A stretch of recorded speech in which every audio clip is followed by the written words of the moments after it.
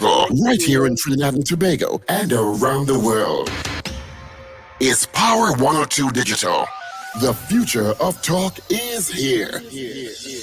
Power 102 Digital. Definitely, it's right here. Power 102 Digital Monday. On a Monday, we have Karen Nunez Tesheira to host Hard Talk, and she has a very special guest. I'll leave you, Karen, to introduce my good friend and special guest for the show. Good afternoon, Karen. Good afternoon, first of all, to the viewers and listeners all over the world and listening to 100 FM Digital. We're so happy to have you here at this Calypso season because it is a season.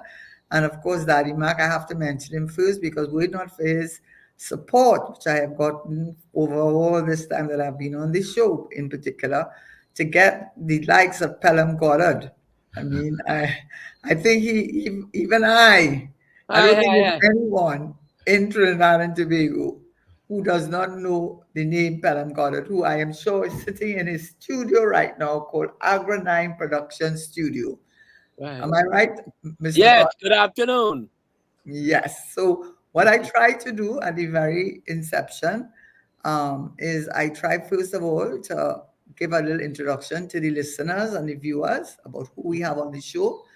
And just a little bit, but you have a very impressive bio. I didn't even have to call you and ask you, as I often have to with others, please send me your bio. Well, I didn't have to ask for that because your bio, there's so many bios of you. There's so many bios of you on available online that I think I got the one that was the most comprehensive. If you don't mind, before I have you as my co-host and allow you to really take the lead and thank Daddy Mac for his hard work in helping me as always when I get a little bit panicked about. I always want to get the best, always want to get the best for our listeners, and we got the best. So before Mr. Goddard, everybody knows just Pelham. I am Karen to you. Before I have you co-hosting and let you ramage and take over, I just want to say a little bit about your background that I learned.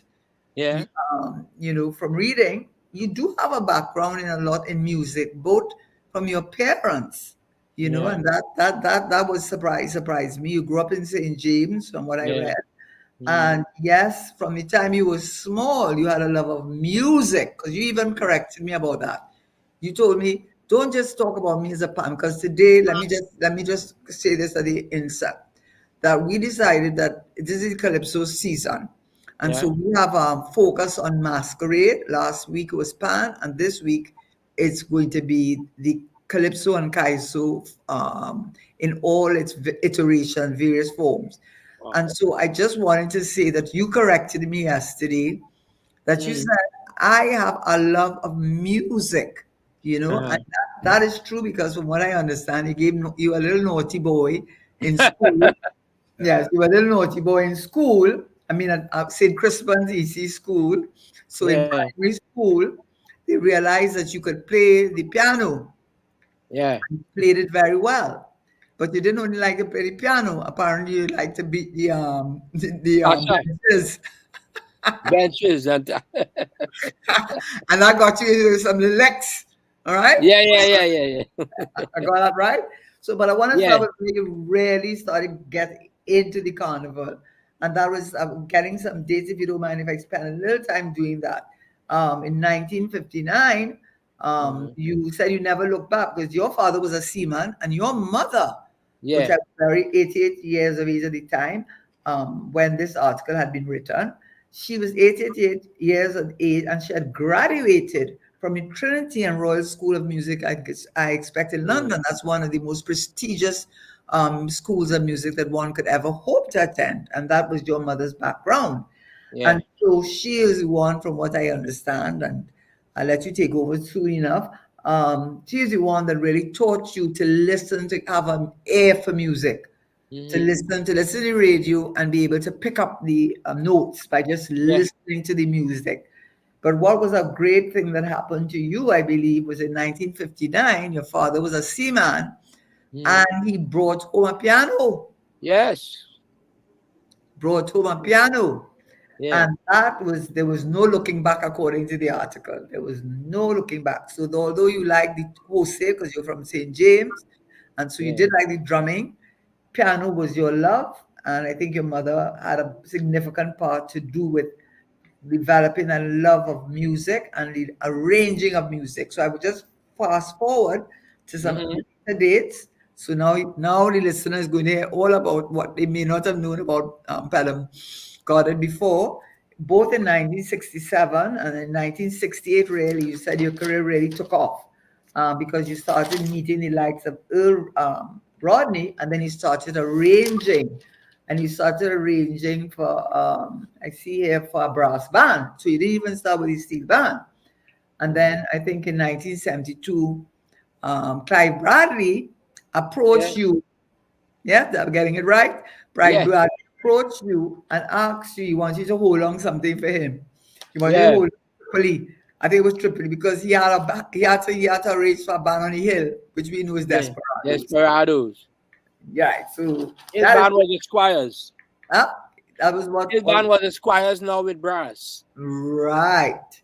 So Yeah. you started really getting in, and then you did a course. I don't think people know that, Yeah, but Berkeley. you Yeah. did a course in arranging at Berkeley College of Music. That's one of the most prestigious colleges of music they Yeah. have in the world. So you're not only just by air come from a family of music, but you Yeah. actually did the arranging. And so you continued along that way, and then you started your journey with arranging for steel bands. And for what I read, you are such a great arranger. You are the only person, and no, you have to correct me here, but the only person who Mm-hmm. has won 13 road marches, Yeah. as which you were the composer for those road marches. Woman on the bass, the hammer, a number of No, no, I played on Woman on the Bass, but not Woman. you played on it. But Okay. 30 road marches, arranging. 13. Yeah, yeah. 13 road marches. And I mean, I don't think there's any Calypsonian who has not of any note that you have not arranged for, because Yeah, on yeah. every album, apparently, Mm-hmm. whether it is Shorty, Lord Shorty, or Raj Shorty, as he became known as Yeah, Shorty yeah. Eye, Mighty Shadow, Mighty Sparrow, Super Blue, Singing Francine, Charlie's Root, you name it, is not one who which you have not been credited on their Album. records for Yeah. having been their arranger. So I think I gave a good background on you as a Yeah. talented composer, a Yeah. talented arranger, Mm-hmm. and you have now have your own recording studio, because both times I tried to speak to you, you said, hold on, eh? I have to wait. I have to go in the recording studio to talk to you. Have I got it right? Right now, I'm in the studio, set up to talk to you. And I am so grateful. So, Daddy Mark, this is your baby too, huh? So Yes, you yes. are I'm more standing than by to have my inputs. I want your input, Yes. because I tend to be an academic, sort of, maybe I tend to be an academic. And so, being an academic, so we want a good mix. So I gave all that long introduction for people to really understand, I hope, and chat and really kind of capture who Yeah, but Pelham Goddard is. that was great. That was good. Thank you. So I want you to tell us, what I wanted before we go into the academia. And Daddy Mark, please intervene. And I Mhm. want you to know that you are my co-host, so you can talk on it. I'm handing over the reins to you. Um, I wanted to do this. Let me just give you an idea, but it does not have to follow that format. Huh? It's just, the structure. One of the things I think people have to know is the origin of Kaisu Calypso, then the Calypso tent, how it came to be, then the early days of Calypso, the major Tiller the Hun, the Roaring Lion, those persons who we are familiar, those names that we are familiar with, and then of course, you see the evolution, if you want to call it, or transition from the tent and kaiso and calypso to soca, development of all the different genres of soca.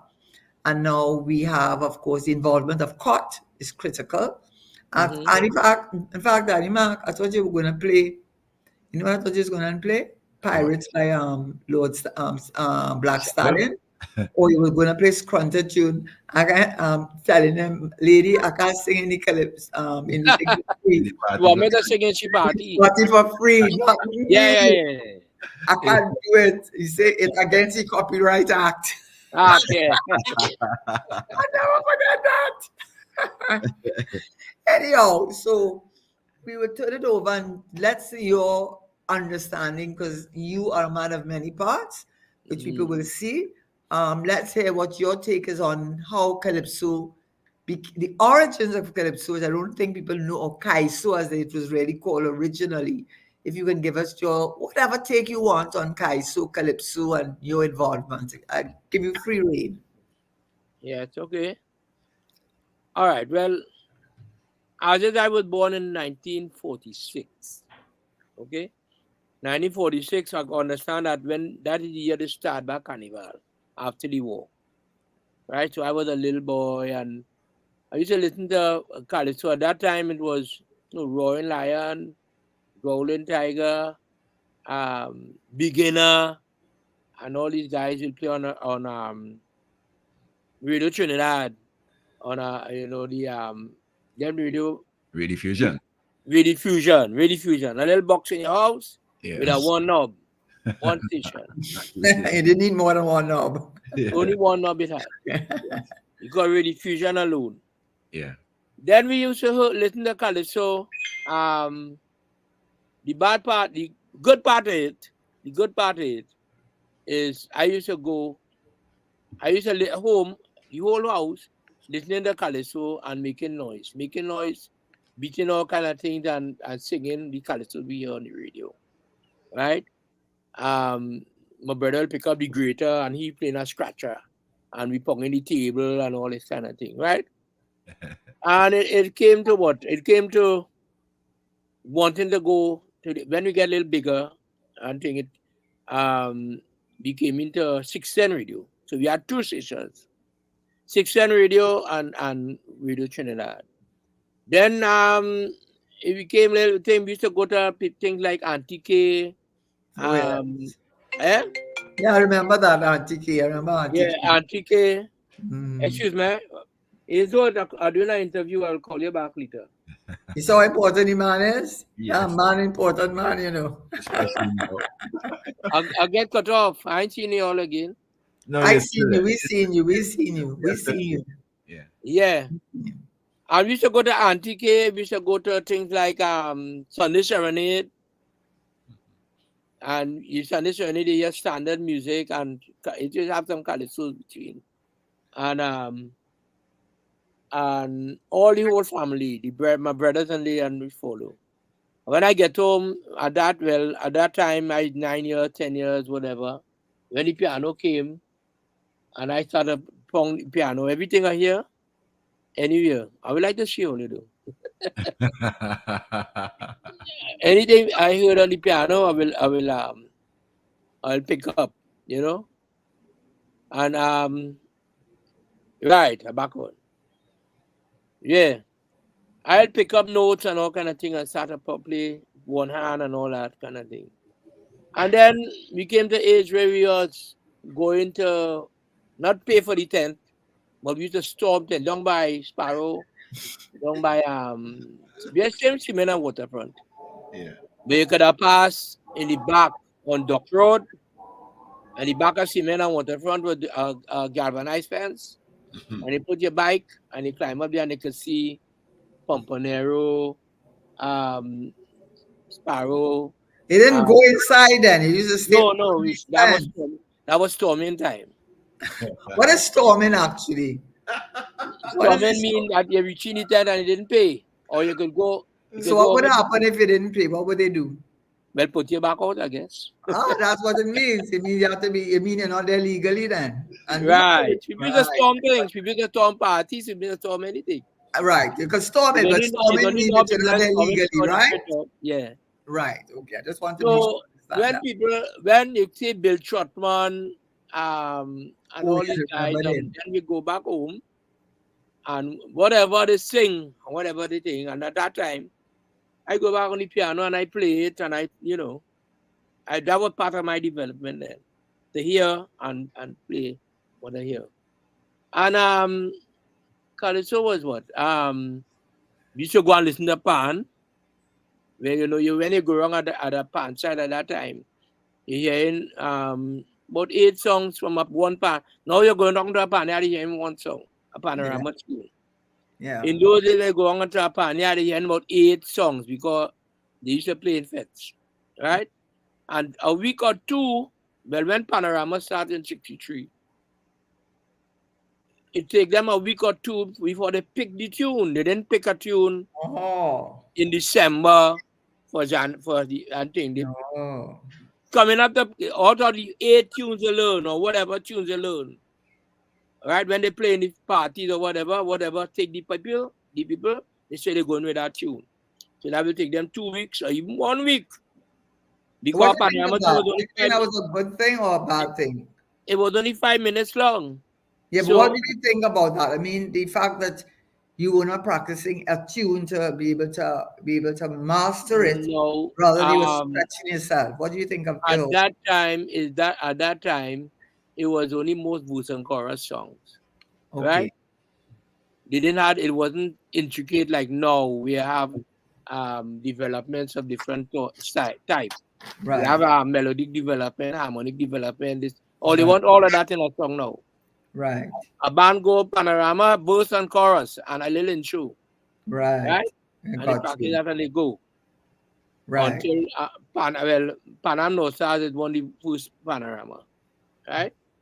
But coming back to Calypso. Calypso was the thing on the pan. Yeah. But that excuse me. You see how when you're popular, what you're going to do about it? Because I'm going to use the chance now to go to the origins of Calypso. I think we need to start. Hold on, Karen. All right, okay. Who's that? All right, okay. Fella, you're too popular. Let me just start. Maybe that was a good break, because what I want to do is start, because as the academic or the teacher in me is really to go to the origin of Calypso. I don't know if many people know, I'm sure you do, or if you want to discuss it yourself, or maybe Daddy David McIntyre, that Calypso origins came from the West Africa, something called Kaiso. And Kaiso was interpreted to mean the poor man's newspaper. Right. So, well, that you're right. The poor man newspaper, because they used to sing anything like you remember a long time I had some sport or some kind of thing. People go to court and they hear a magistrate tell somebody something. I heard about that. And they sing that in a Calypso. I heard about that. Used to be in the evening news. I heard about that. Or when Melody sing about the peddlers in town. Yes. Somebody really got me down, and all these things they see on the road and things during the day. They come and sing in a Calypso.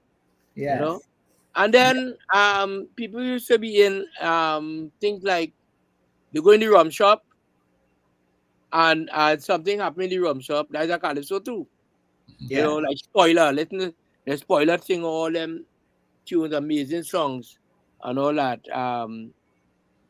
He used to be lime all day, and a matter of fact, they asked Sparrow a time, what do you think about Spoiler? He said he never see him sober yet.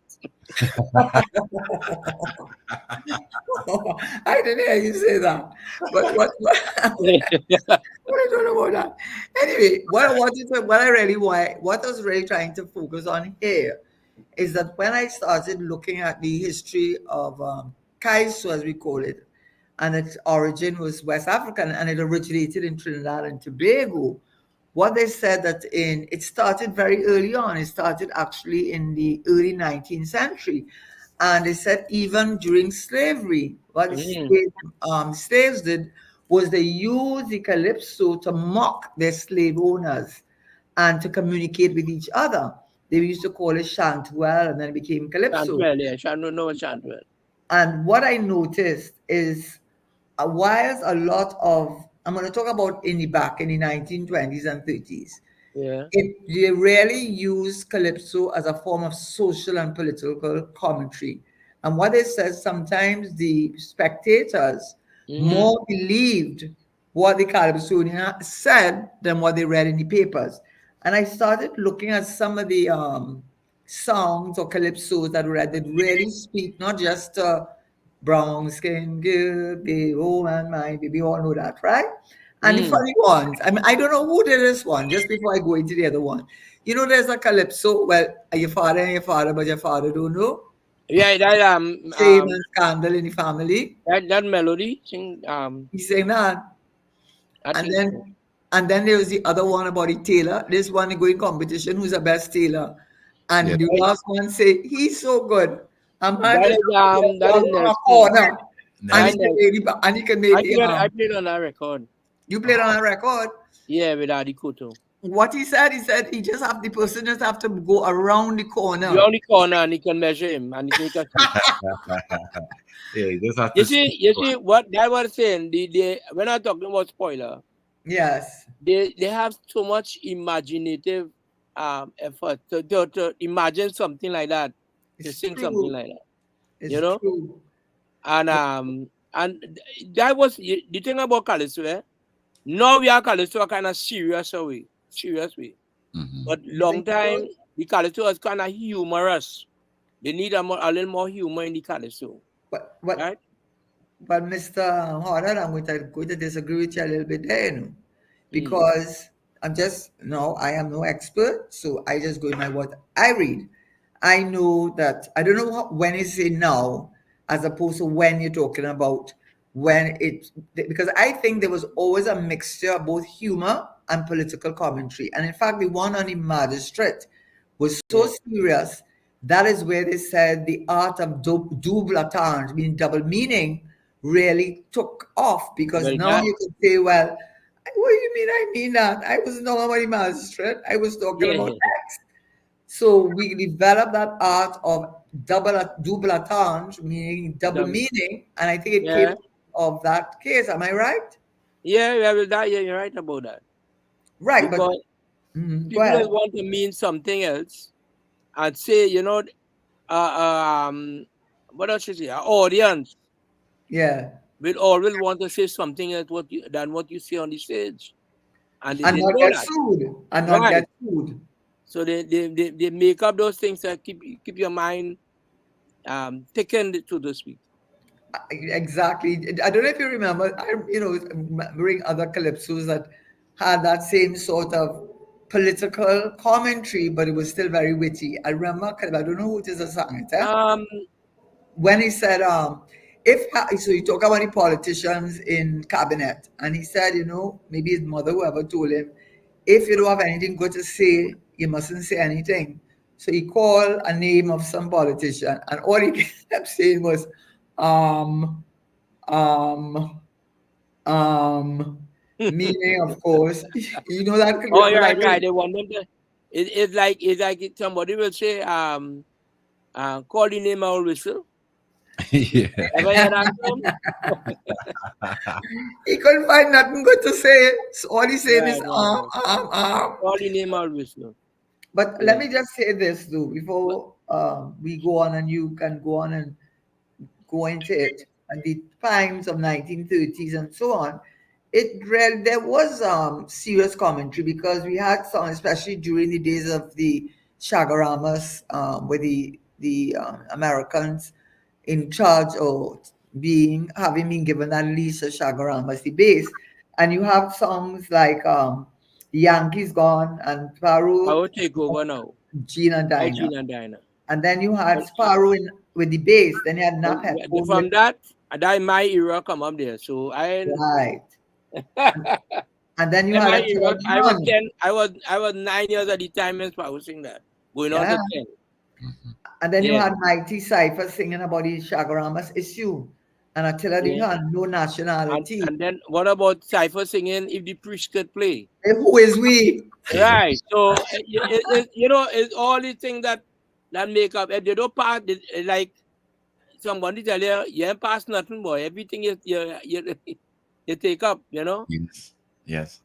Yeah, And I think it's it's so kind of sort of sad too. You know, you walk, you see something happen on the street and thing, and you sing about it. Now, So when that's when totally, um when when Pelham spoke about Calypso getting serious now, Mhm. what he's trying to say is that in the early times of Calypso, even up to the 60s, the 70s, Calypsonians will tell stories. You know, there's a cliche that we use, yeah. like Calypso's our stories are told. Mm-hmm. So things would happen by a rum shop, by the market, by a school, in parliament, whatever. The Calypsonian had a way of crafting his lyrics and Right. presenting his lyrics to tell it seriously and Yeah. with a bit of humor in it. Yeah. So it wouldn't have been interfering or pointing finger to anybody in particular. And it a very short system because in terms of music, that Yeah. is music that they put to the calypso, Mhm. right? Yeah. Is the verse might be only 16 bars and the chorus is 16 bars. Now you want to tell a story and the calypso is that's what I say too serious. Yeah. They have Okay. all these things hitting somebody, like I said just now, they calling names and all kind of thing like that. Yeah. And the calypso is too long for them to understand. Hey, they're singing about this one and they're singing about that one. That's right. In a short space of time, a calypso, you know, long time I record, maybe making a record, a single record. The time on a record was 3 minutes. It was. Yeah, Why is 3 that? minutes. Why is that? Why is that? I think it was a BBC kind of rule or something like airplay rule, right? Mhm. So a 45, you know that small 45 they need to make. So you Mhm. gotta tell your story in 3 minutes, right? Yes. Right. If you go to the studio and it's too long, you gotta either sing it fast or take out a verse. And then Oh. we should get in 4 verses in that space of time. You Oh. understand? Or that like it's like singing I've been calling a calypso now that is long, it's 8 minutes. I don't do calypso here. And then you're bound to sing that last verse. 8 minutes long Yeah. for them to tell you the same story in 8 minutes. But the Yeah. Californians were so clever long time. Hmm. He used to tell a story in 3 minutes because the music and the record was that time. Well, what do you think? What's the no? I think I have the answer, but I want to hear why you think the 8 minutes is too long. Yeah, it's too long. They Why want is a it bank. too long? You see, music comes in it's all about bars, right? Yeah. 8 bars, 16 bars, 32 bars. And the listener who listening, they might know no music, but they could feel something. Hey, why you have to go so long to say, I want a bottle of water? You know what I mean? Mhm. Right. When he can see it in a short space of time. So it's a matter of how the music was. And then they make what you call a band chorus. Sometimes the band chorus sell a long, It happened too when Stoker came out. When we did, I was part of Sugar Boom Boom. And it's some Oh, of I the remember music that. before Kitchener sing. And then Mhm. when Kitchener sing, he sing about 16 bars or whatever, 32 bars, and then a lot of music come in again. But the Californian, if you listen to beginners, King Solomon, and all of them, it was something different. But do you think? I mean, I want to ask you two questions, which are not related. But the first one I'm going to ask is it because music as a genre or as a form of expression, Uh-huh. as we originally knew it? And I want to talk a little bit about the tents. Yes, so the first tent we ever had was in 1921, the Railway Douglas tent. We read Douglas, yeah. Yes, Railway Douglas tent. And that had a lot to do with the evolution of what we call calypso to be able to make a living, well, at least during the season, carnival season.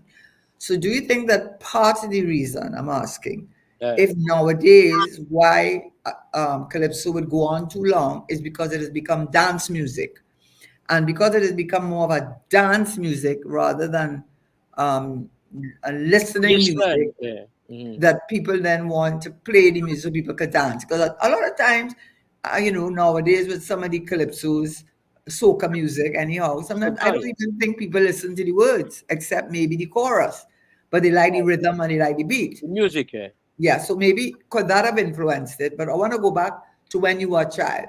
I am Mhm. surprised. I am surprised, or maybe I'm surprised you talking about your family being involved in calypso.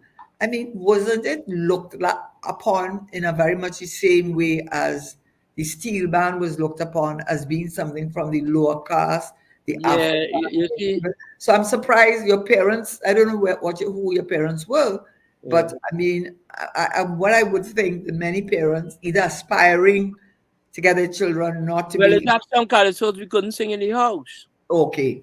And then you remember Lent? Yes, of course. Right. So Lent, Sparrow have a song Father send for the carnival. Go tell your sister to come down here. I have something here for she. Yeah, Benwood And Dick. I sang that in the class. Ash Wednesday. You Maybe did. that's why I take on the calypso. I get licks for calypso, so I saying it. You know? So it's have some calypso that couldn't sing in the house. No, you couldn't. You And know? was it? Some double and ourselves, you know? And Sparrow sang, was it? He used because a lot of the Benwood Dick. patois. No, the patois thing. La la je, And la Sasai. la sa sa Sakai. ye, That was onge, 69. Sakai. distribuya to emwe. Yeah. Yes. Sakai. Yes, all that, and the other song he had with the thing run up his chest and she disappeared. The lizard. Lizard run up the That was the same year. and I wait now. I so innocent in those days.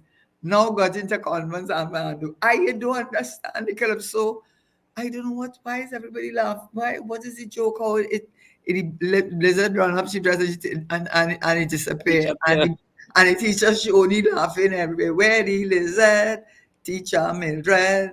Right. Under she dress, taking a rest. Is she glory and You happy see, as that a imaginative lizard? again, you know, that was a feeling about imaginative Huh? calypso. Yeah, That and was this time I imagination. don't know what it and all that time when all my classmates who were a little bit more sophisticated than I was clearly understood what that meant. And Yeah. I myself trying to figure out what do you mean about this lizard run up she dress? Well, there are Sparrow? lots of calypsos like that. Yeah. That were craftily produced back Yeah. in the days, and I remember Sparrow sing a lot about women too. yes, Long he time in did. them these days. Yes, Yes. Right? You was on a dog Teresa and all them things. yes. And what is the All one Melba girl you're breaking wedding plan? right. Marrying me Now to it's the 66. Obia man. Yeah. Can't get through. Of course, I showed all my age when I But remember the lyrics to those tunes. but the thing about it is, I think what it happened to our culture too was the area with Lent. Len, that is true. The whole problem of after carnival Tuesday. Tuesday night 12 o'clock, you can't Yeah. sing calypso. All right. So the Calypsonians now, Mm-hmm. there's where calypso now start to travel. Because the Okay. Calypsonians have to go to places that don't have Lent. Okay. Right? Or do celebrate that. So the Right. Calypsonians start to travel to Guyana. They had to Right. go Grenada. They had to go all of the islands. Right? And when I started with Adikoto and Bradley, we started to do that with the Calypsonians. After Calypso, we full of playing the musicians on one side, Calypsonians on the next. So where Plus would you all go? Where would you all go? Because all of the I think islands. But St. Lucia looked like it was 99% Roman Catholic. I'm a Roman Catholic, so I'm All not we used to agreeing. go all of the islands until we go to Antigua, all about St. And you Kitts. didn't have a We used problem to with go it? St. Thomas, St. Croix, Okay, I would see that happening. Yeah. and all of that. Right? So there is where Sparrow now, we'll pick up twangs and things like that. I sing Sasaye, all Sasaye. that. You'd pick up all that, a little talk from Patois, Yes. Amiga Calypso. Yes. You pick up a little talk from how the Bajans just talk and sing like melody. You take a break here, you know what I mean? Yeah. And all that. So the Californians try to move around and get ideas. But do you think part of it, of course, even though we were a British colony and supposedly the formal religion, official religion of Trinidad was Anglican, but by far the Roman Catholics, insofar as Christian religions were considered, was the number one.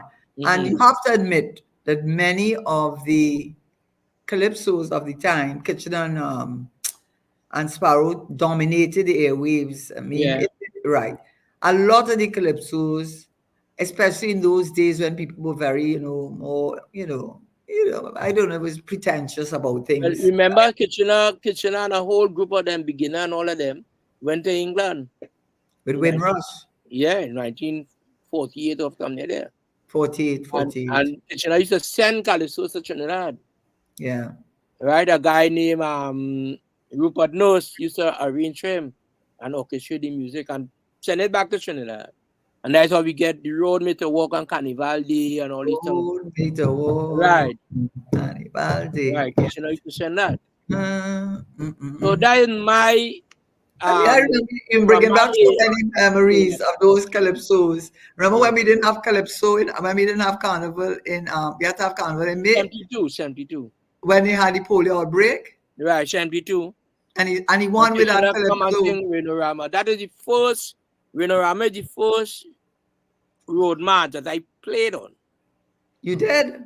Yes, I played on Rinorama album. Right? By that time, is everybody want Pelham to play. Everybody still want Pelham to play. Right, they want Pelham to play on the record. Yeah. You know? Yeah. Back in those days, we had recording studios across Port of Spain area. We had one in Steelbox. We had one in Woodbrook by Anna Street Corner, named Caribbean Songs. Yeah.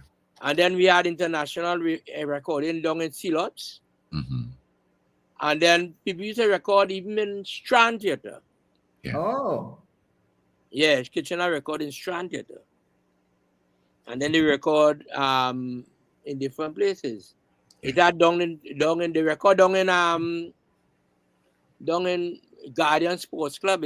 You see behind John Lee? Yeah. Behind John Lee. If you go in the back, they had Guardian Sports Club down there. All of those places we used to go and record something, put up microphone. But it wasn't intense like, you see, it was 2-track and 4-track and the whole band had to play and they put one mic in front of the band and all these kind of things, you know? So when somebody make a mistake in the last verse, the band want to play, so they will end up cussing you and things. When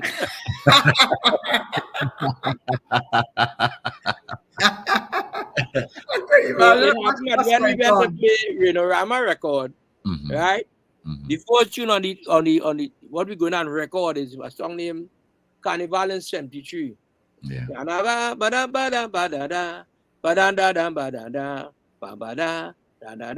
Right? So I play in piano and the music so sweet, man. I go on, man. My head up in the air. And I make a mistake in the last verse and I put up my hand. You gotta put up your hand when you make a mistake. Yeah. The whole band cussed me. And after that, I never make a mistake in a record. You know, I want to play on bass, man. One take. Tell me something. I want to play on Lala, one take.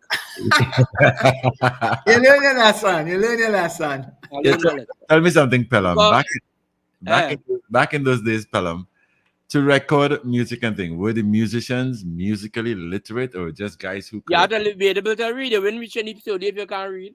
Oh, okay. You have to be able to read the score. Yeah. And read the chords correctly. What you say? Directly. You know, you have to read the music as it is. Yeah. You know?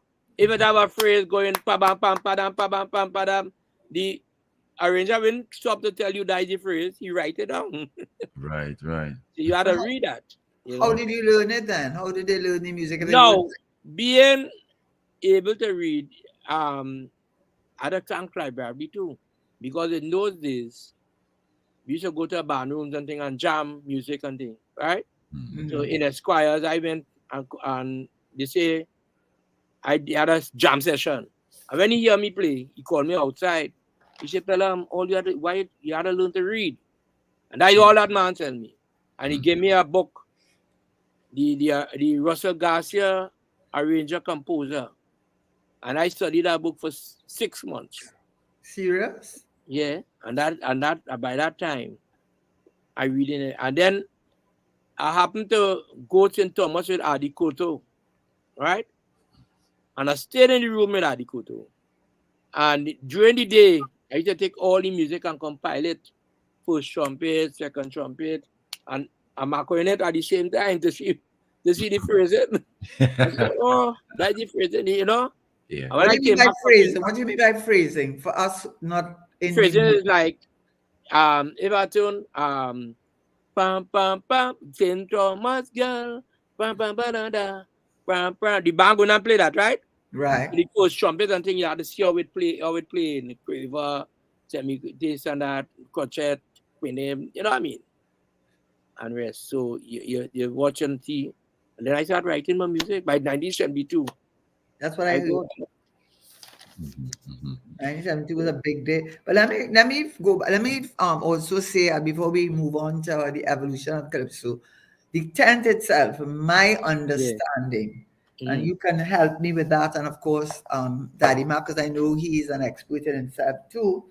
They said that the calypso tent started off as a little thing with some bamboo thing, and he put up some. Yeah. No microphone, no. No They microphone. had microphones and thing in that days. Yeah. Oh, okay. So they'll just go and sing through their voice. Oh. Sometimes those Californians, when they hear them sing, I feel like Terror could sing without a mic. Right. He had that kind of voice, you know, it's show your voice. You sing your calypso.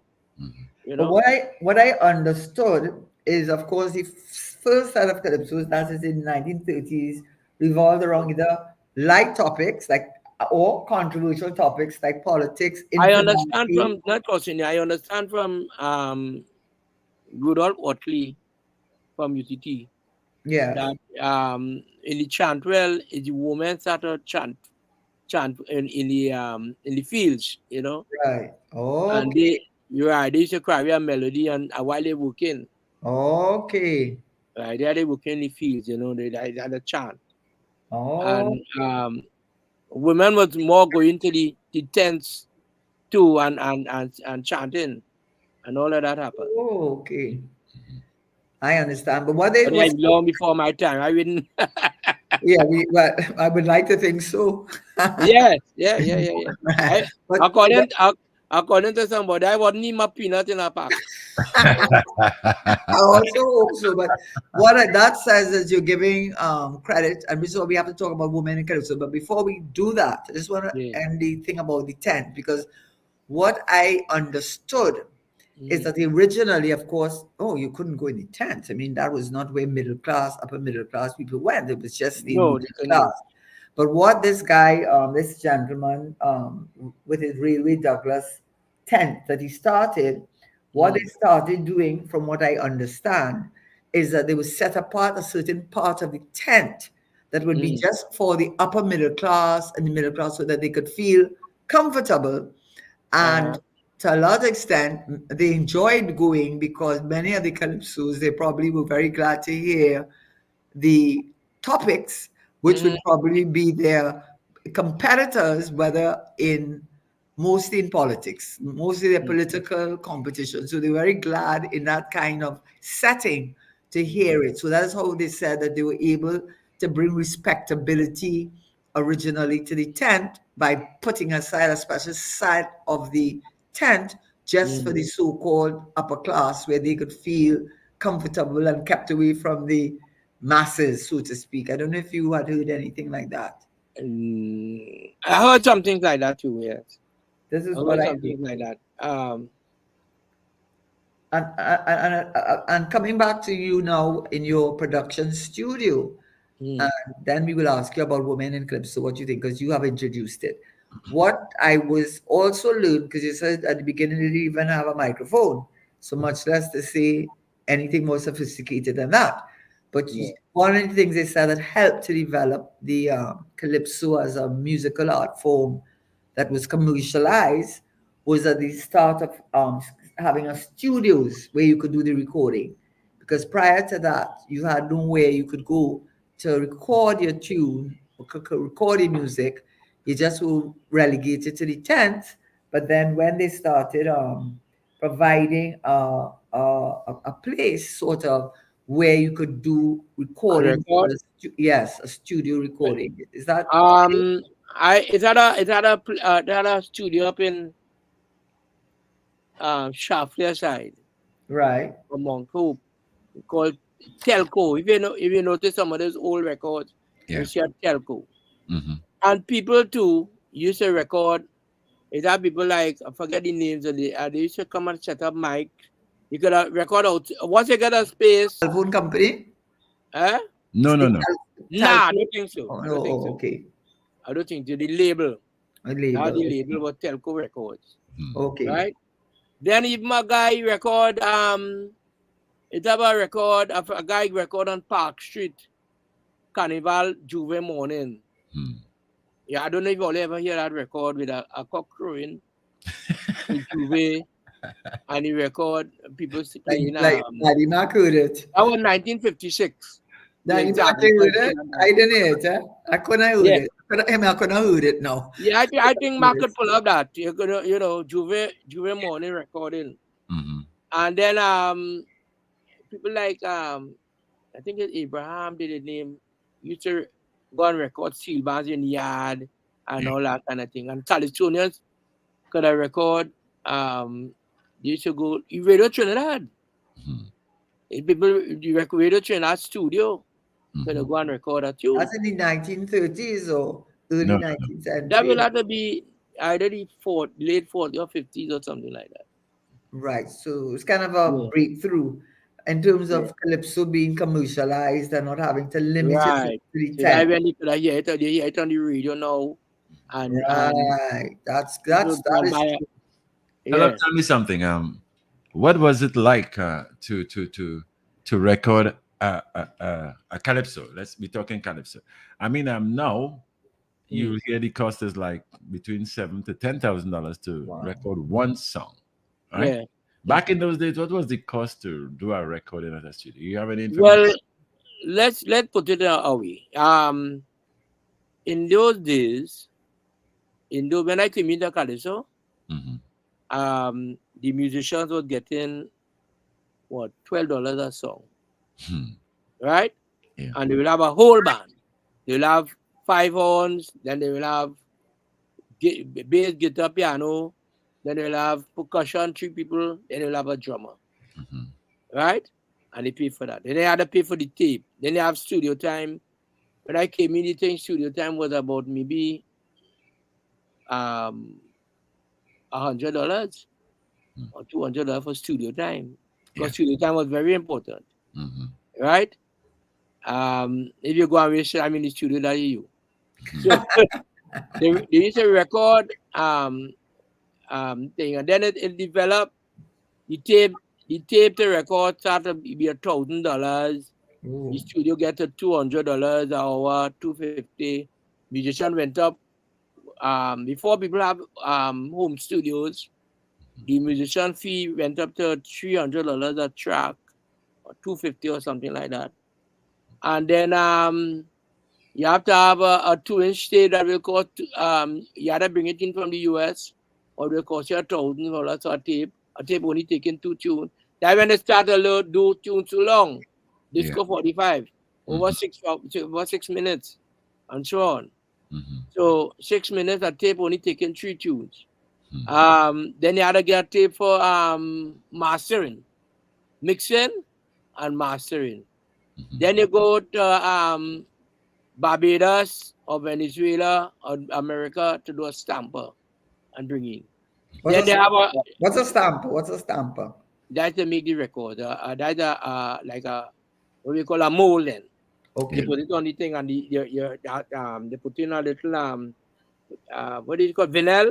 Yes. Yeah. So, and then when they bring down the thing, so the stamper print out, the vinyl goes around, Yeah. and it print out what the stamper, the information on the stamper. So that's the Right. record.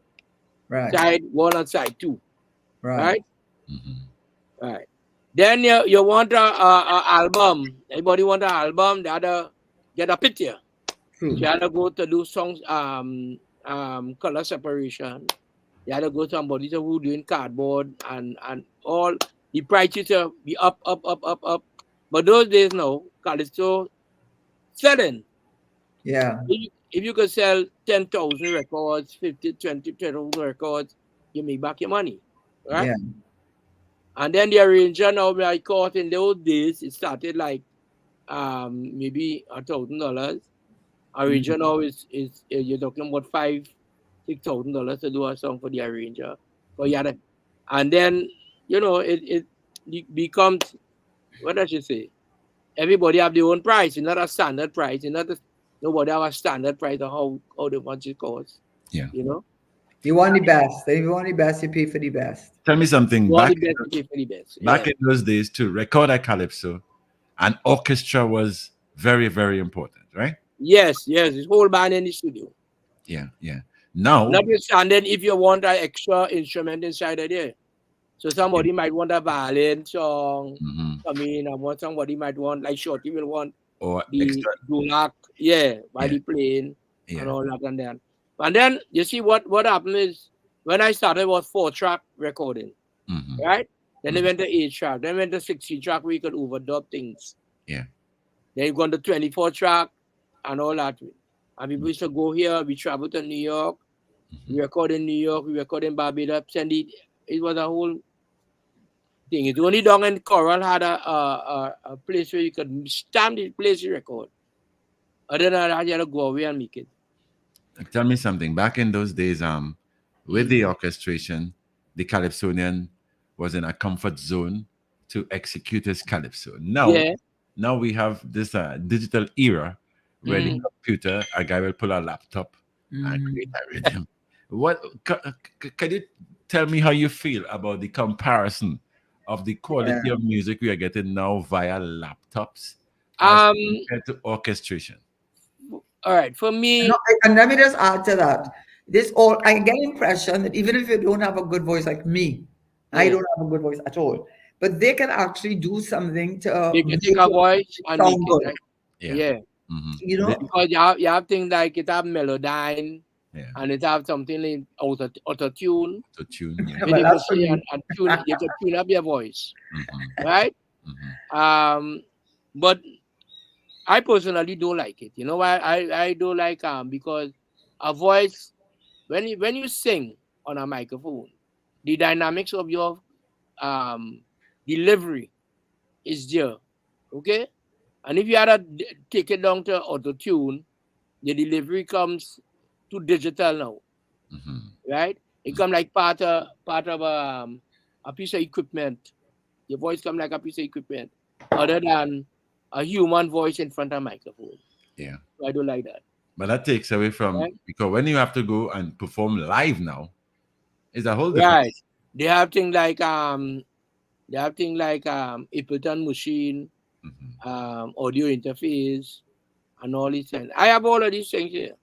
Yeah. But I came from the old school. Yeah. Right? Now remember what I I asked you. will program the drum machine, not drum machine. Yeah. You have drum tones. I don't have a drum machine. Mhm. But in the program for on the computer, you get drum songs, right? Mhm. So I will program that like a drummer play. Right. Right. Because I come from that. I know what drummer will play a Mhm. phrase or play a part or whatever. Mhm. I will do that. Yeah. But the, Let's go back to the old days too. In the old days, when I tell you the whole band will play, the Californian will come and stand up in a corner or a position where he can be seen. Mhm. And he was saying, when you reach your last verse, just cross over so we know it's your last verse. Yeah. You know. But if we hear any music at the same time, Mhm. and there's something in the music you want to change, you have to tell the arranger, and bar so and so, you want to, you want to change something and he change it. Mhm. You know? But in the digital sense, people write in rhythm, Yeah. Yeah. right? Yeah. And that's where the music become to thing. Music come, everybody can write a whole rhythm, the same rhythm, and it happen. Yeah. No. What I'm getting at, Karen was mentioning it earlier a while that calypso music Yeah. back in the orchestration days, the Uh, the the Adikoto mhm. and these kind of guys, the music with danceable music and stuff, right? Yeah, So, yeah, yeah. but now we are getting this kind of, even though No, that. it's separate. It's separate because the soca music. Mhm, Um, Let me tell you what happened. yeah, I will tell you exactly what happened when Charlie Juice came out. yeah, Because Charlie Juice was a studio band, mhm, we came out, so to speak, on the road That to was play. your band, eh? Yeah, That's yeah. your band. We take off to play in parties and all that kind of thing, right? mhm, So the Californians who we might work with in the studio, they will come out, they will want to sing in the parties, so the tune will get popular, Right. right? So when Charlie Juice play, right, you see them come with this music sheet, and they come and distribute it to the band while the band play. mhm, And everything was free. Nobody didn't hire them. Nobody didn't hire them, eh? mhm, So they come, and when Charlie was finished play, we play everything that is popular because we could have read the music. Everybody in Roots could have read music. That was the thing.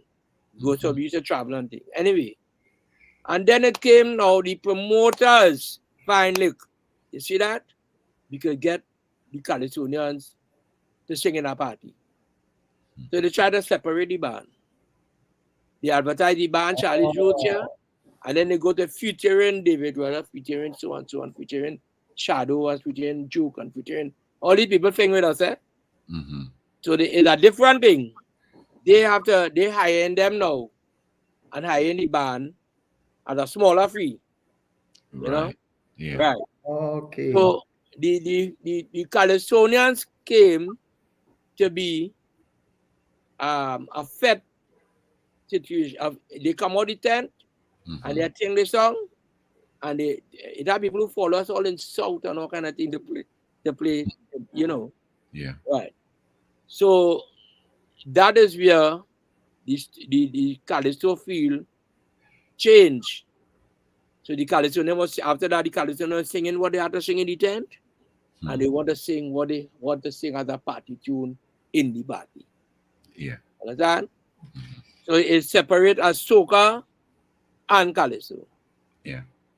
And But that's are the you are you comfortable with the kind of musical accompaniment now that we are hearing for some of these calypsos? Because some of these calypsos, like you said, they're lengthy. Some of them I label them as lamentations, not really calypso.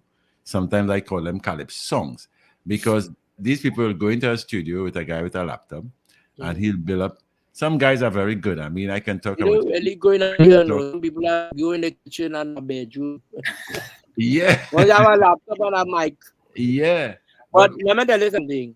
mhm, Calypso a arranger. mhm, That's the name, not using arranger name again. yeah, Right? They want to be producers. Producers is a different thing. yes. Arranger is person who does arrange music. Like Mhm, Quincy Jones will arrange music. yeah. Mm. And a producer is somebody else who will produce. So if Ian you could put a band chorus in the middle, or if you want a verse double, you Mhm, will edit it. You will go and edit what you do. Like mhm, just like how they do a cinema, a movie. yeah. They Right. take all the shots in a movie, but the editor will edit what possible. Mhm. Right? Mhm. A arranger is a person who will study his craft properly. When you hear a song, the Karen sing a song, I can say, look, you're singing in G, B, D, B flat, so and so. I want this. You feel like you go to that note, you can't go to that note. All right. God. Right? And I will dictate. You know, like dictation in school. Mhm, When you sing a song, that is how we learn it. You dictate the melody, bar by bar, note by note, and you put harmony to suit the melody. Then they put a bass line. Then they put the drummer, put the red guitar part, get they put the piano. Then they put, you know what I mean? Yeah. So you are arranging a song.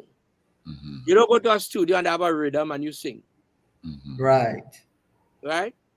I So got you. the song now, if Karen singing, will determine the beat of the song. I can give Rhoda Bahia girl as boop boop. I'd give him like a more Brazilian kind of beat. Yeah, Right. kind of salsa Pum influence. pa dum pum pum da ba dum pum. Kutu, kutu, kutu, Right. kutu, kutu. You know what I mean? Mm-hmm. Yes. You can do that. But I can get tambu, no, we ain't going home as a Yes. soca. You Mm-hmm. understand? Right. Then if Super Blue singing soca Baptist, I'd put it as a Baptist feel with a bell and a Right. drum. So all of these things that come out. All of Right. these things that come. Do you think it's taken away from what calypso could be as um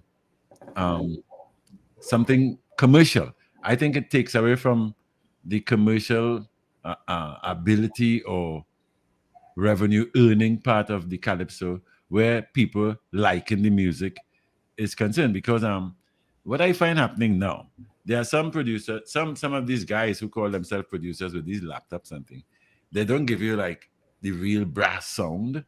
They don't have that kind of No. orchestration, but is that taken away from what calypso should really sound as? Well, it have in the program have all kind of tones, Mhm. right? In the program have violin, in the program have bass, all kind of bass tones. In the Mhm. program have all kind of piano tones, organ, and all these things, right? Is that is what I'm saying, how to know how to orchestrate that. Yeah. Yeah, I understand what you're saying. You say, Right. regardless of whether They it's a give you like tools to work with them. right, The but you program you are buying, they just say critical buying there. logic program, you pay 200 US for it, and they install it in your computer, and they Right, upgrade it almost every week they go upgrade that. right, So even though I do brass, I know it's a first trumpet, second trumpet, right, alto sax, tenor sax, trombone. I know how to orchestrate that, right. right? They have a feeling that if you do that, you're in the old school. Yeah. And if they do something else, they're in the new school. Right. So I will tell them again, I see it on this program already, that if you talk old school, when your child is going for a combination, don't put on QRC, Fatima, right? So they don't want to learn they don't want to learn anything. They feel if they want brass, they could go bra behind somebody Yeah. and that brass, But you know what I've learned from you listening to you? It's been a great education. I know Daddy Mark already very well be familiar with this, but what I am learning from you and getting from you is, regardless of whether you use a live band or whether Right. you use this Synthesized. yes, as I say, the Yeah. arranger still is critical because it's the Right. The range arranger is that decides. And as you said, by here, girl, you wanted that salsa thing. That is right. something that you, as a arranger, you have to make that decision. Soca Yeah. Baptist, you want that thing, and people like Right. myself would not appreciate the work that has to go into Into. making those kinds of decisions. So the tools are there, but the arranger is the person who knows how to use those tools. So Right. you can give anybody a hammer, which Yeah. no thing on David Rudder tune on the where the hammer gone, but you can give a person all the tools of the trade. But if Mm-hmm. he does not know how to utilize it, he will never become an artisan. He will never become an artist of repute. That is what I am getting out of what you're saying. So Yeah. this idea that you could just take a synthesizer and get a mic and you don't need a arranger, they've got it all wrong. And it They get places it a wrong. Yeah. critical role in what is the final product. And one of the things I noticed, I wanted to speak a little bit, if you don't mind, about women in Calypso, because it seems like the first time women got involved in Calypso in a real way and in the Calypso competition was in 1970, and I think Calypso Rose was the one that made. No, it had before No? I think Lady Irie and Little Trinidad, and it had these people before plenty, you know. Okay, well, maybe there's a meaning that she won the Lady Calypso Irie, Monarch. yeah, Lady Irie. A matter of fact, when we went Jamaica, the fourth carnival is had in Jamaica with Baron Lee. Baron Lee started carnival in Jamaica, and he carried Rose and he carried Lady Irie, and it had people before Lady Irie singing Calypso. But why So would not you in a hear about commercial them? sense. Like singing Sandra. I mean, you have to hear about Denise Berman singing Francine. Francine. Yeah, why would we Right. hear about them? I mean, I'm not talking about the new like Patrice Roberts and Nyla Black. No. Talk about in the But early days. Francine and it had Francine, it had singing Diane, we play for Rose, we play Yeah. for the backup Lady Irie in Jamaica in Baron Carnival. And it had other people, but to call them right now.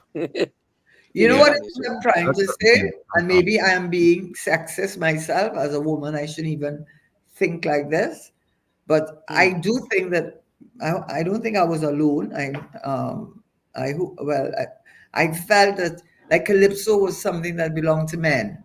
That a woman singing calypso was not a calypso. She couldn't sing a calypso because a calypso required a male voice. And there was, at least maybe in my bias, and maybe the bias of other people, that they couldn't see women be able to compete equally. Those are the early days. I'm talking about the 90s, that was many years ago, that they couldn't see a woman coming on and taking an equal place among the men in the calypso world because it seemed to be dominated, seemed to be a man's sort of It was a man's world, but I think Sparrow is who bring in Rose and give them and singing Sandra and all them and we bring them in. And Kitchener had singing Francine. When Francine came, now the next thing to it, Francine was from Barbados. Francine come to live in Trinidad, right?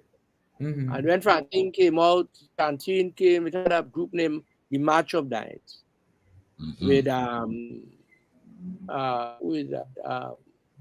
Napier Byrne, yeah. Laddie, and Francine singing background vocals in the tent in Calypso.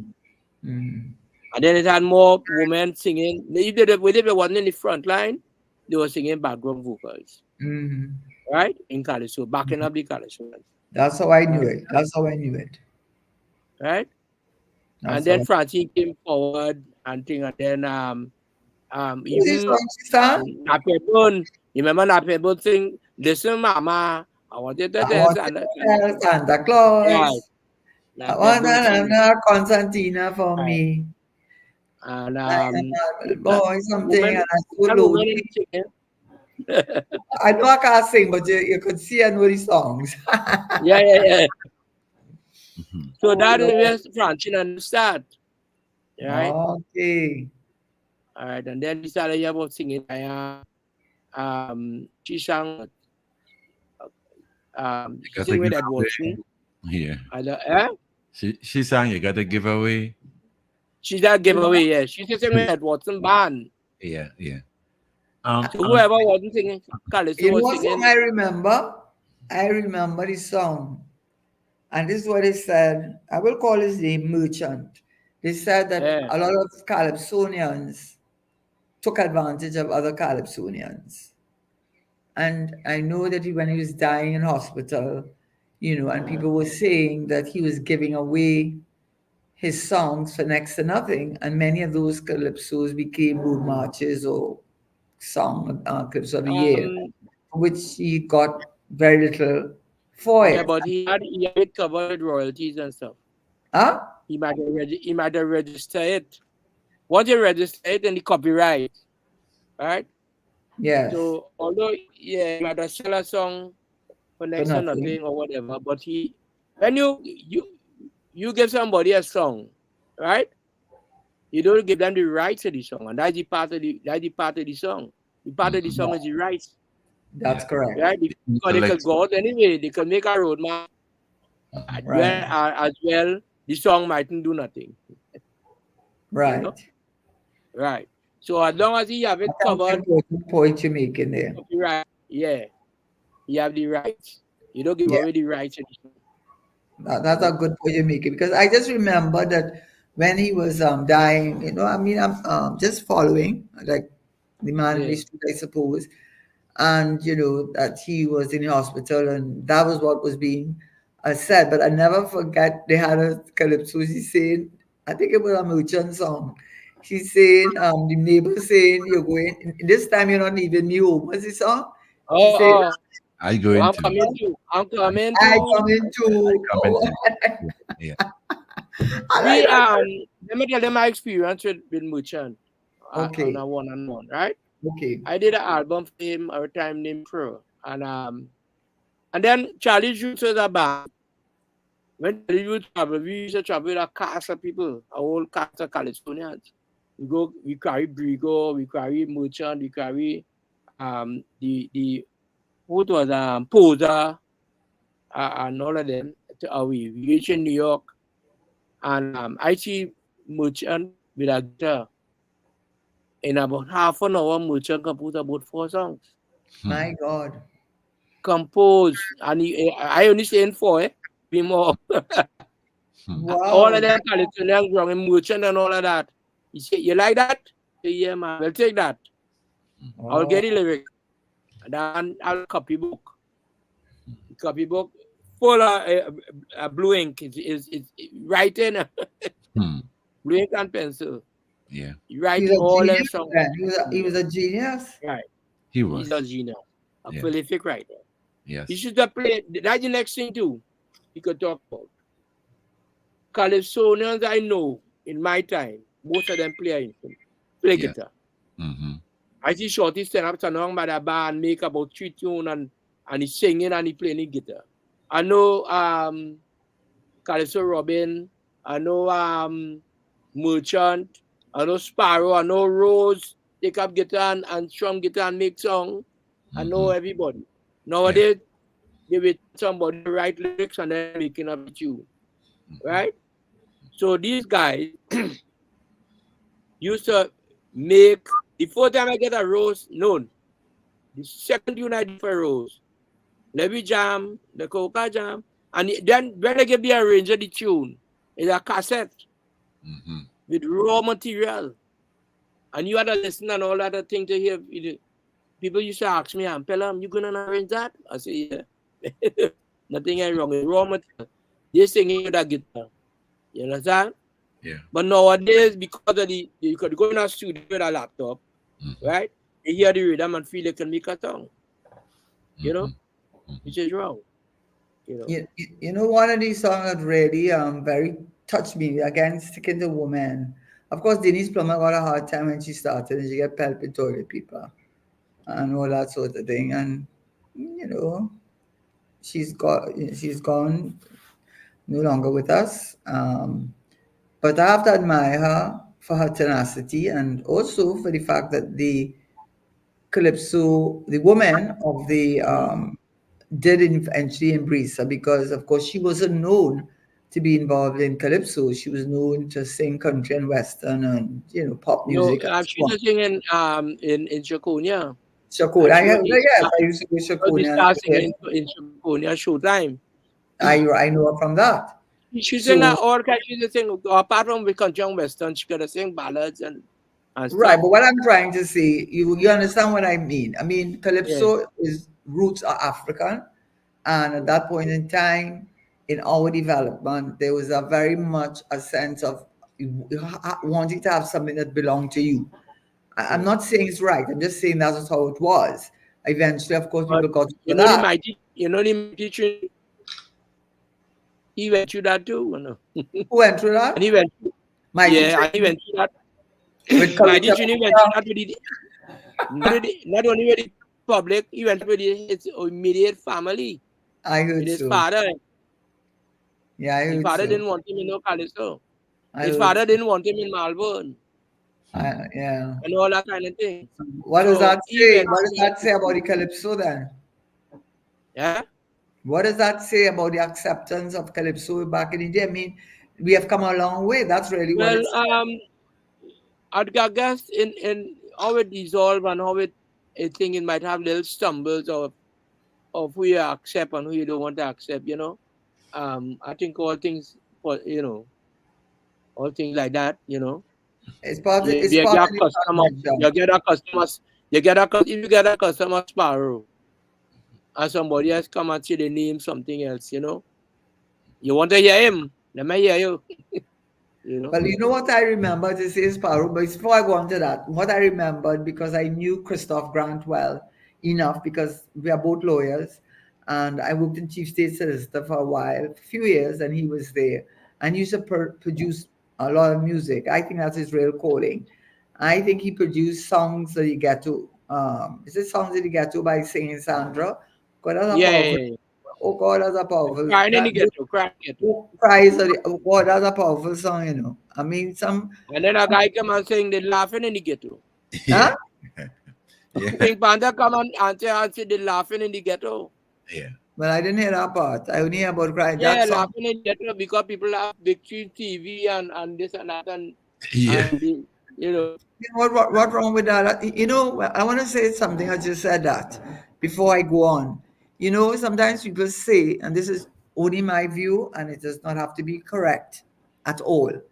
But when people look and say that people who are from the lower income take Yeah. their money and spend it on going to party, doing their nails, doing their hair, not and whatever it is they say they're spending money on, the sneakers and all of that, and they get derided for that. Listen, Mm, I'm not defending it. Understand? yeah. My husband came from Nelson Street. Not that I lived in Nelson Street, but I gave me a sort of an understanding in a little way.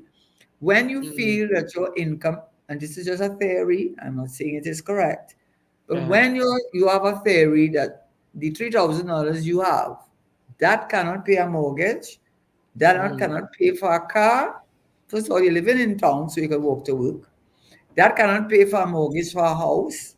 That cannot pay for your child to go private school. That cannot pay for your child to take private lessons. So your $3,000 come like disposable income. Now, if you're from the middle class who working say for $10,000, you know where that $10,000 going? To pay a mortgage, to pay for the car, to pay for the children school fees, to take the children on holidays every year. And by the time you finish, do you spend all that? Your disposable income might be $500. They look at mm, their $3,000 as disposable income because in their minds, that cannot buy them a car. It cannot buy them a car, cannot buy them a house, so that it becomes disposable income. I'm not saying that is a right way to think. I'm talking about people living in mm, urban communities. I'm not talking about people living in rural communities.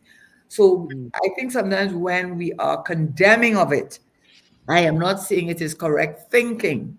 I am saying that the thinking is, well, that money car, I can't do anything with that money to say I go and buy a house or buy a car.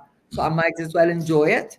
And well, it is a state of mind, I think. Now, That now where that is Pink Panther to just answer Sandra. singing songs. Yeah, yeah, yeah. See that is the thing about That Picong though, that yeah, that we well, can more that's do like not a good Picong. people. Too. That's yeah, not a all that good is people. become and then too That's by not a good calypsos people. our stories are told. So when Yeah, Sandra sang The Crying in the Ghetto, yeah, Sandra was trying to elaborate on the problems that yeah, poverty will yeah, impact on yeah, a certain kind of people who live in a certain area. But yeah, when the same Pink Panther, because I had an uncle who lived in Silots, I would go and look for him. I am the kind of guy as a little boy used to go and look for all family. Whether you're living in Belmont or you're living in Silots, I go and look for you. And when I went to I thought Silots, they was going to say in St. Clair. even Sinclair, but yeah, when I went to Silots, I realized just what Ping Pong I was saying, yeah, yeah. because in those shacks, these people had color Yeah, TV. but yes, but what No, it no, what no, yeah, wait, but wait, you don't Karen, wait. understand the thinking. No, no, no, no, no. You Listen, have to be Karen. careful Karen, about listen. condemning it, No, no, man. it is not condemnation. It is Yeah, not. he didn't condemn them. I don't think they condemn We them. are describing He describing. What he Yeah, but saw. you have to understand what is behind that thinking. No, Karen. This is You Kaiso see we they talk. laughing. Okay, What did okay. you We say are, that we they are laughing? about that's We They social. talking laughing. They're Kaiso crying. They here. laughing in the ghetto. Yes, we are talking Kaiso here. Yeah, As Okay. he's Kaiso. telling the stories of life in the place. It's But not Yeah. content. making light of it, and I'm not sure if I can make light of it. Maybe I take No, those maybe things a little you too might not seriously. understand what we're talking about here, but I'm telling you, that is Okay, Sue. calypso. So All she right, said, Sue. she All right, said, Sue. this is All how she right, saw it Sue. in the ghetto. All King right, Santa's Sue. version was like, Yeah.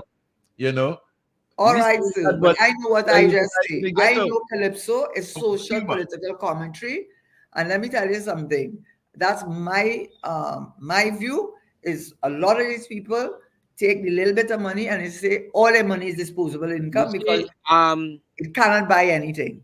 Calypso. Right now, Calypso. A time I asked I talk about the urban communities, by I the way. talked to Stalin a time. Yeah. Right? I said, Stalin, how come every song the Jamaican release in Trinidad Mhm, will become a hit? And what is happened to our Calypso after Calypso and the True, Carnival? mhm, He true. said, It's true. most of our Calypso, everybody trying to build a nation, hmm. you know? Yeah. And it now no Calypso to say, well, you could go out. The Calypso, after it will be tent and it might win the crown and all that kind of thing. It stays right Calypso there. not going out again. The only people going out to Trinidad is the soca people.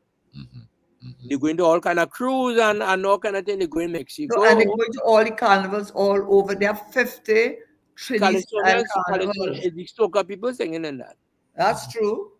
Mhm. Right. That's true, but But the that Calypso, is because yeah. Could I just say? I mean, I'm not defending or anything, so maybe it's the lawyer in me and how I think, right? Yeah. But the reality is, back in the day of Kitchener and Sparrow, no Mhm. Calypsonian until Shadow came on the scene, right? With I Come Out to Play and Bassman, and then Endless Vibrations with well, that was the number. Well, I was a teenager then, and all of a sudden I hear music I could relate to. I could Mhm. never forget going around the savannah listening to Endless Vibration. I never heard that kind of music before. And I hearing I Come Out to Play. I mean, I never hear that before.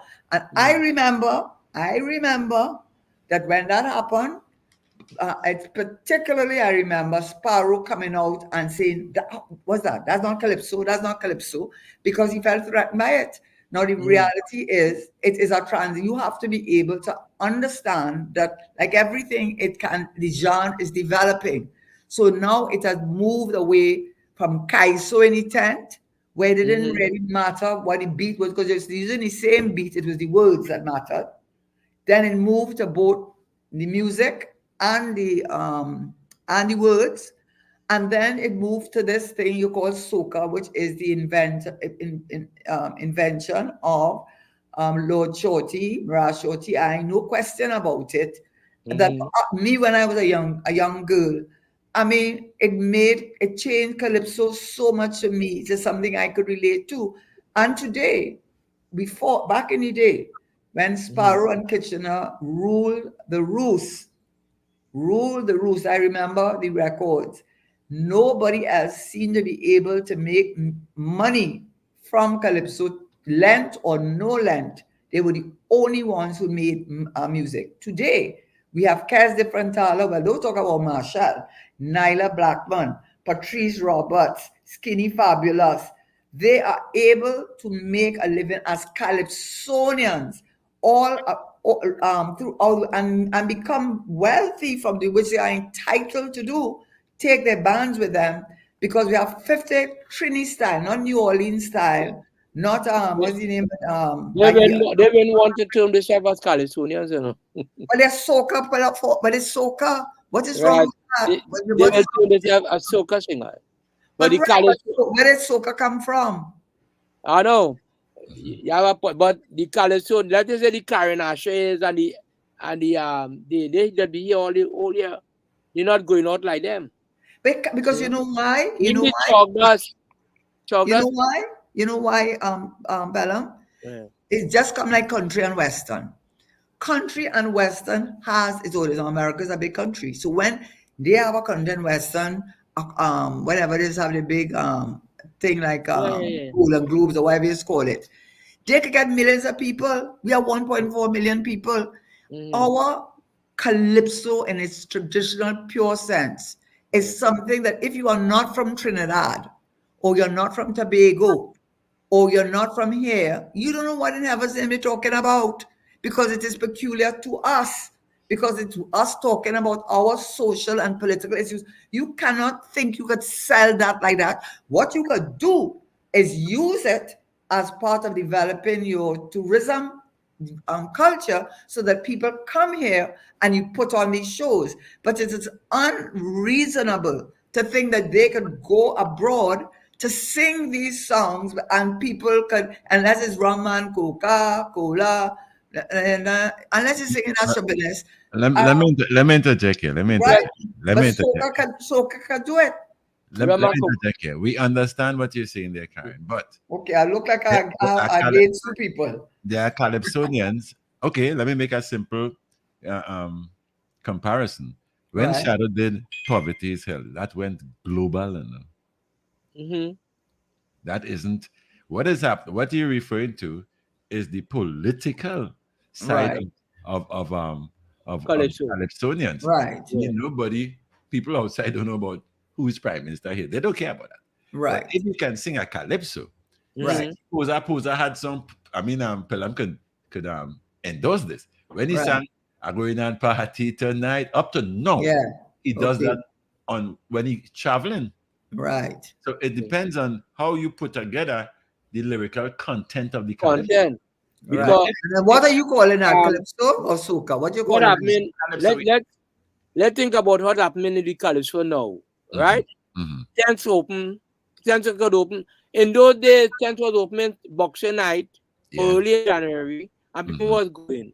Every The night. tents open half a month. They open for 3 weeks alone, and nobody going. The only opening night, and after that, nobody goes to the tent. But you know what they said in the I went to papers? the Mazda show and play, and they gotta play a football match and go outside. Yes.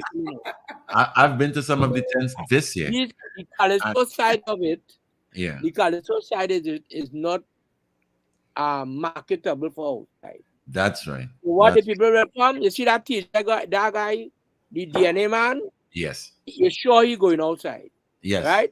Calypso. Then that but Patricia gonna it's be outside totally- all the time. Yeah. Then that Nyla Blackman outside and they collaborating with other And people. Kaz. So the and soca Steve side of it, Fatima.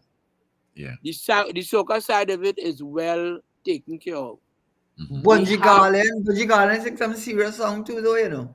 Yeah, but Yeah, but we have that's to from the social aspect, right?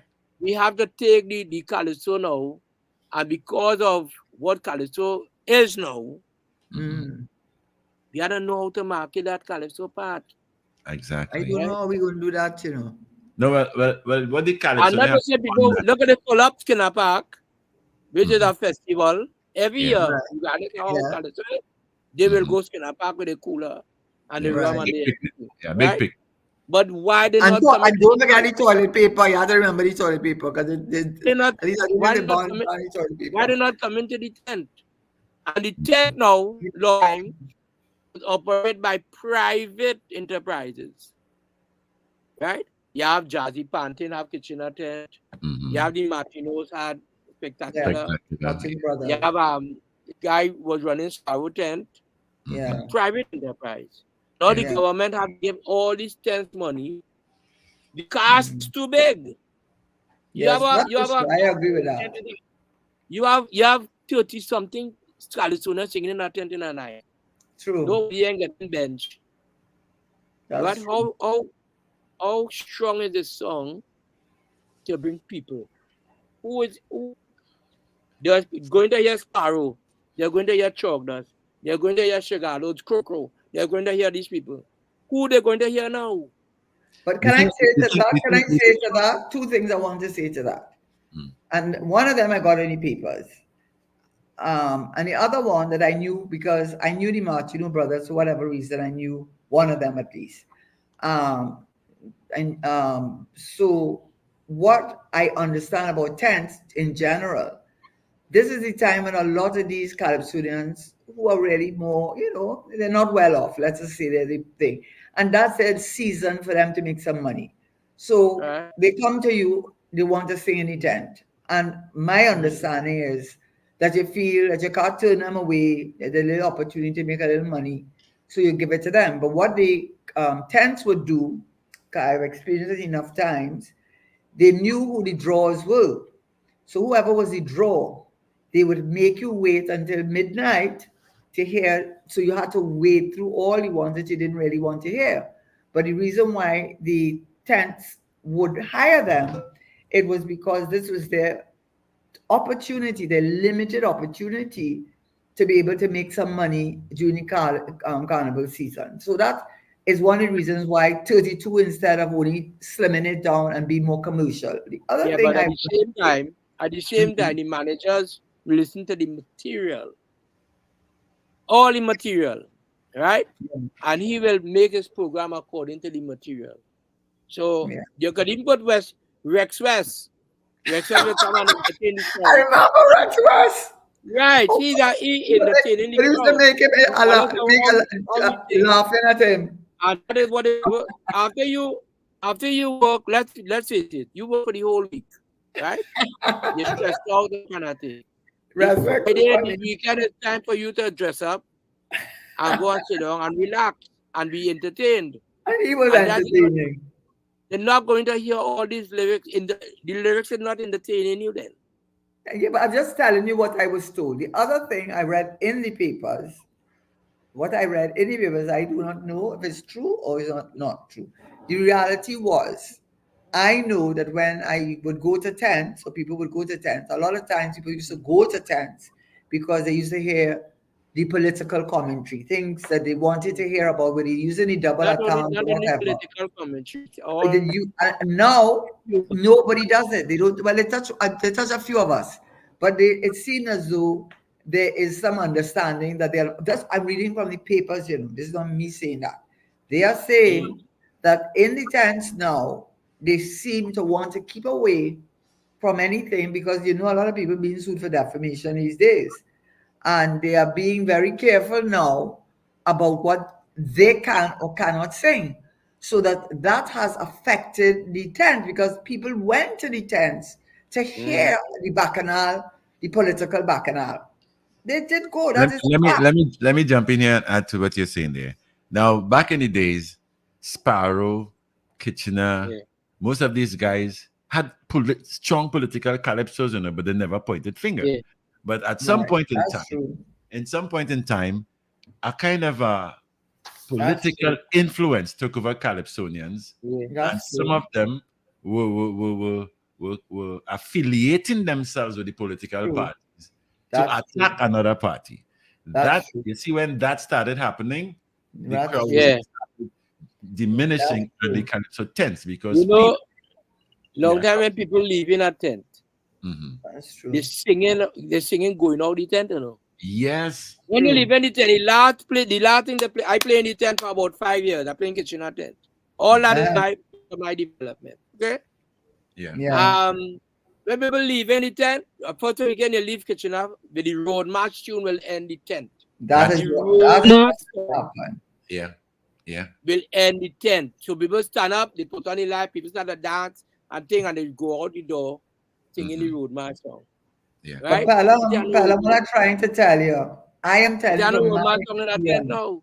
Yeah, No. but Pelham, what I'm trying to tell you from my experience, my husband was a culture vulture, and he want go to the tent. So I go to the tent. I find why I have to say 12, 1 o'clock in the morning in a tent. You know why? Because they very well knew that who you really came to hear, they kept them. You had to stay there until the end to hear them. So if people left the tent dancing, it's because they sat down there and had to wait until, because let me put it this way. If the who they really came to hear, they put them in midway, the tent would open, half of the tent would close down. Half the Well, people would leave. And that let me used to tell you happen what. all the Let time. me tell you what happened. You know why 10 was over in That's 1 my o'clock? experience. 10 was over in 1 o'clock because they called it. People ain't getting no anchor and they calling them back. You see, and the call back was a wrong thing to do. When I was Okay, playing in the 10 supposed to open over 11:30. that's true. Any tent. That's Supposed true. to, you start 8 o'clock, it's 3 hours and a half. That's true. That is enough entertainment for the night. Enough. And you're not putting on your 33. It's about bench. Who went singing tonight? They had I a agree. board. Who singing first? Who singing this? Who singing fifth? Right. Who ending the 10th? And you need road march music in a tent. How you ending the 10th with nobody dancing going out or singing going out? That is what happened. Anyhow, my experience was not, I could tell you something, I've been honest with you. When my husband, every year, I went to all the tents. And one of the reasons I sometimes didn't want to go, I say, why have to sit down here and go through all of these and nobody Until wants 1 o'clock. in order to hear what I really want to hear. It used to be like over 1 o'clock. huh? No, That wasn't right. That wasn't right. There was That a time wasn't when right. there was a time when That wasn't right. tents had stars, you know. It was not Right. like you That's were the true. last They did have person stars. to perform That's true. to hear the best. I That mean, is true, OYB, Sparrow's tent had the likes of Bomber, you know. That's true. That's you true. know, That's true. You know, was a whole lot of You're going superstars. to hear everyone. And Yeah. entertainment. That's you right. know, when I started going to tent, you see Bill Trotman? Yeah. Bill Trotman was the most talented. Bill Trotman used to Really dance, funny, you know. Yes. True. He started off dancing in Sparrow tent with And he had a song about something to school, something. Yeah. He had But he used to MC, yeah. he used to dance, and he used to sing. He was really Bill good. Trotman had all that talent. For you sure. know? For sure. Right. We do miss him because he was, and he did that. I think he used to do the Mars Grad too. And was that tune? Right. It had something to Right. school. What's his song with school? That mommy, I want to go to the school. We played that. Right. He sang that song. He really was that. Mm. And he could, and his song and his jokes were clean, or they were double attend, so nobody Right. to be offended. He really was he was So it MC. had entertainment. And it had, when I said the board, when the Californian gone, come to the tent, they come into the clothes, and they look at the board, they're going on number 5, and they go and change and whatever, right?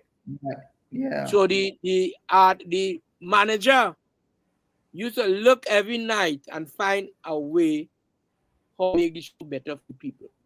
All right. Right? You don't want to bore nobody. This part of the show before intermission went down, so in a whole, you're going to lift it up before intermission. Yeah.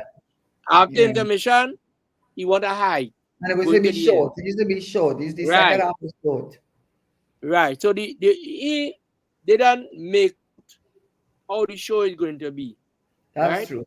And then ticket selling, you couldn't get tickets. That's what I was about to say. The tent was always full. Yeah. Full. Every night. Always full. That's true. Yeah. All the ticket selling, the day before ticket selling. Yeah. That is true. To add to that now, people who couldn't get into these tents. Remember. Yeah, they would wait for when they have big clashes. Skinner Park, Right. And those are big venues where all who couldn't get into the clash of the tents. Yeah. And all that used to happen. Because that is true. Because when I ever went to the tents were full to capacity. Full. So that means that people wanted it. Even though I have said what I said, the fact of the matter, I mean, sometimes some of them I can never forget. The man singing, he say, I don't mind the horn, is the echo I can't take. I mean, it was really, but go back and see who is attracting people to the tent now. It has no attraction. That is true. Only everybody on the level. And when you see Skinner Park and they get picked, now they ain't performing again. They get things they don't want to go to the tent to perform. That's what happened. But the quality of calypsos now, Pelham, I have a problem with the quality of calypsos I hear now. Yeah. Of the 40 that will go to Skinner Park, sometimes I ask myself, who are the judges that chose that 40? I watched Saturday. Yeah. And I know just what will happen. And I know they pick 10, and I pick about 7 out of 10. Yeah. But because everybody have the same tempo. Yeah. And I send a text. Let me tell you how this move. I listening, I in Calypso all the time. I don't want to Right. listen to something to irritate me. Exactly. Right? And the drummer, Mhm. who was playing, I sent Yeah. a text to him. I say, you're playing every song the Same. same way. Same. It's not the same way, the same tempo. Everybody can't sing the same way. You That's go right. to a show, 40 people cannot sing the same tempo. Yeah, I agree with you. Yeah. You understand? Mhm. Yes. And I tell But her text him and thing, and he say, you understand. I say, but why are you doing it? You understand? But do you think, because we nearly complete all the time, do you think it's because, I am asking you, because I'm clearly a novice in this whole thing. Do you think it is because in people's minds, I'm just asking, like soca, whether it is I think there are three versions of soca now: dancehall soca, some pump soca, whatever soca, and all the different variation of soca, right? Which is young people soca. But do you think that people believe? Because when I used to go to the tent, the music, like you'd hear from Rory Line, whoever was the well, there was a guy who was really good. He would sit down with his guitar and play. Right? Who's Black that? Prince. Prince, Not right? Black Prince. Yes, Someone of them. Yeah, could be right. Black Prince. I think it was. But what I was saying is, you did not expect so much rhythm. You were listening to what he was going to say. So, do you think that they have made subconsciously a division between the soca, which is rhythm and music and dancing, that thing, and then when it comes to calypso, it doesn't really matter the rhythm, it is the words. Do you think that is part of the problem? They make the calypsos a listening phenomenon. Yeah, a listening thing. That's what I mean. That's what I'm asking. Right. Calypso is to listen to, and Yeah, soca is to go and wine to. that is what I think has happened. But That is how what do you solve that that? is How the do you divide. solve that then? Mhm. And How do you then solve that? the music and the calypso. That's I've right. been talking. It doesn't attract anybody. That's right. Right. That is the Okay? letdown of calypso now. Right. The music and the calypso doesn't attract people. No. So when I hear calypso start long time, the band with the banco, so the orchestration is good as Yes. such. Yes. And Yes. yeah, boy, they're going into the verse. Yeah. Yes. Yeah. And then saying the verse and the verse was a proper length to take your ears, Mhm. as I said before. Yes. Too long is too long. Too Mhm. long is Right? too long. Right. You don't have to have a million words to say, well, look, I'm going to listen to Pan later. You True. understand? Right. You can say why you're going to listen to Pan, yes. You can say who you're going to meet to listen to Pan. You can say what Or band you're maybe going not. to eh? Or maybe not. Or maybe not. And you're going to see how you get in there and all that Mhm. in a short of time. You know, I Yeah. see people come to my studio and they have A4 paper is a long paper. That's Right. one verse, Hmm. right?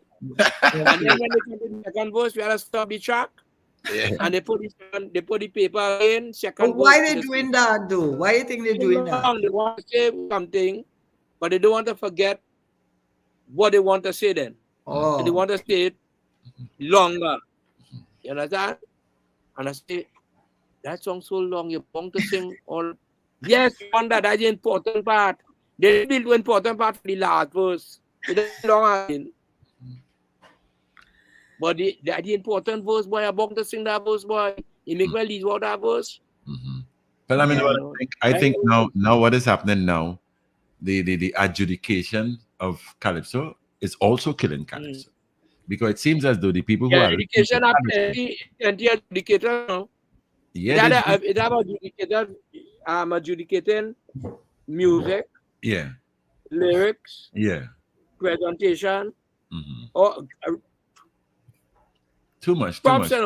you see all the yes, he started all the calypso are props, all Yeah, of them. yeah, Yes, too much props too. yeah. And Right. I think we are losing what I call quality calypsos now. Like you said, of the 40, I too chose about 7. And the seven Both of And you did the same thing? the 7 got in, right? And there was Wow. some who I questioned how they got even to Skinner Park. Wow. When you listen to the They might be lamentation. And so and they I, get in there. I have a problem. But what I think, Pelham, I think, like I said in a program before with you, We need people like you and Kelly Green and That's what I'm about to maybe say. Cummings and the Whalers to come together That's and what I'm about to educate say. these Calypsonians of Well, how. we talk all of that already. I talk all of that with all kind of people, Well, Alvin Daniel, all kind of, and but let me tell you, I told them they come here, I give them a nice tempo, the dancing and everything, but tell Mhm. them that too fast, boy.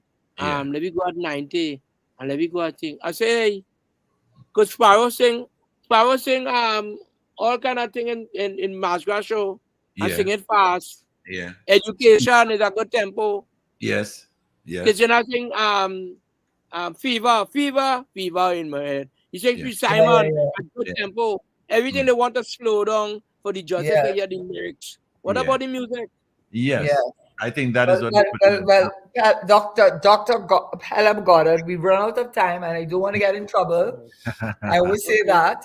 But I think the government needs to have you on as a consultant because I have taken away from this. Thank you for coming on. I truly appreciate it. And of course, Daddy Mark, without you, I would not have been able to have the likes of Dr. Pelham Goddard with us. But I It's a- think what I have learned, and I think that the persons who have listened, including the performers, should learn. You're trying to tell them, cut down them lyrics. Cut down them Cut down lyrics. the lyrics. Cut down it. Wait, I hear the message I get. So let me see if I'm a good student. Cut down them lyrics. You don't need to say it. You don't need all them stanzas. That's Mhm. number one. Yeah. And number two, you can't have the same tempo over and over and over Over and and over. over again. Mhm. You cannot do Right. that. You cannot do that. Mhm. So those are the And you two. need a road march tune in a tent. Yes. When you Okay, pick in that's the a good tent, one. put a road march type song. Yes. That's a And road good march one. song. Mhm. Look at that third In a one. But college. that was your last one. But we have to go. It's 6:01. Yes. And thank you very much, Dr. Pelham Goddard, You for welcome, only joining us. welcome. This Yes. is the third time I do something on this HardTalk. Well, I don't want to hear that. I'm That's not right, interested very in much. anybody else. Listen, Dr. You're an Goddard, I expert. am a very jealous And you all person. have a good I don't want carnival. to hear about nobody else show. All right, okay, I hear it. Well, I want to You thank you all so much. enjoy carnival? Yes. Right. And Take Have I a care. will good Have day. a I will connect with you wonderful, for wonderful another time. saga because we need to talk more about the improvisation of the art form of calypso. Thank you, Okay. thank you, thank you. You Thank you. welcome, you welcome. Yes. And Thank you. Daddy Mac, as usual, I don't know how to do it without you. And to the listeners, I hope we all enjoyed today's show. And Okay. with that, I'm going to sign out. Okay. Thank you so very Bye much. Okay. bye. Bye. Yeah. Good Bye bye. evening. Yeah, bye. The future of talk is here. Power 102 Digital. But that's how we pull down the curtains on today's edition of Hard Talk, Poem 102 Digital Monday with host Karen Nunez Tesheira and our very special guest. Let me call him Dr. Sir Pelham Goddard. Thank you so very much, and we look forward to another edition of what I call Trinity. Come tomorrow.